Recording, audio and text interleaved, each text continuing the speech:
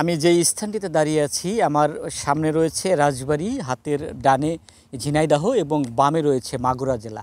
ঠিক তিনটি জেলার একদম গুরুত্বপূর্ণ একটি পয়েন্টে দাঁড়িয়ে আছি। এই জায়গাটির গুরুত্ব বিবেচনা করে আশেপাশে তিন জেলার মানুষের যাতায়াত এবং যোগাযোগ জীবনমান উন্নয়নের জন্য এলজিইডির তত্ত্বাবধানে এখানে 2019 সালে একটি ব্রিজ নির্মাণের উদ্যোগ গ্রহণ করা হয়। 2019 সাল থেকেই এই ব্রিজটি নির্মাণ কাজ শুরু হলেও আপনারা যে চিত্র দেখছেন এটি কিন্তু ঠায় দাঁড়িয়ে আছে। এখানে কাজের গতি, ওই কাজের গতি ধীর গতি, যা কিন্তু বলা যায় না। আমরা আজকে সকালে এসে দেখেছি এখানে তেমন কোনো লোক কিন্তু কাজ করতে আমরা দেখিনি। তবে সুপারভাইজার দাবি করেছেন, এই কাজের যিনি কনস্ট্রাকশনের যিনি নিয়োজিত সুপারভাইজার রয়েছেন তিনি দাবি করেছেন তারা চেষ্টা করছেন দ্রুত সময়ের মধ্যে এই কাজটি শেষ করার জন্য। এই প্রকল্পটির ব্যয় ধরা হয়েছে প্রায় 70 কোটি টাকা।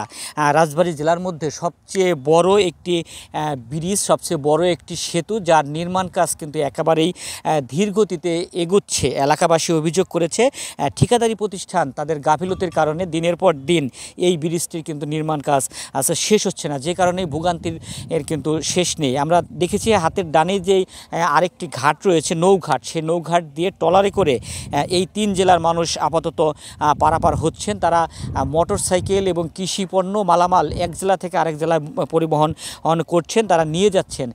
অনেক সময় নৌকায় দুর্ঘটনার শিকার হচ্ছেন, মোটর সাইকেল পড়ে যাচ্ছে, মালামাল পড়ে যাচ্ছে, তাদের ভোগান্তি হচ্ছে। আসলে এই ভোগান্তিগুলো দেখার মতো তাদের কেউ নেই। তারা কর্তৃপক্ষের কাছে দাবি জানিয়েছেন দ্রুত সময়ের মধ্যে যাতে এই ব্রিজটির কাজ, নির্মাণ কাজ যাতে শেষ করেন। এই ব্রিজটির নির্মাণ কাজ শেষ হলে এই তিন জেলার মানুষের যে দুর্ভোগ সেটি লাঘব হবে, এমনটি কিন্তু রাজবাড়ী, মাগুরা এবং ঝিনাইদহ তিন জেলার মানুষের কিন্তু দাবি।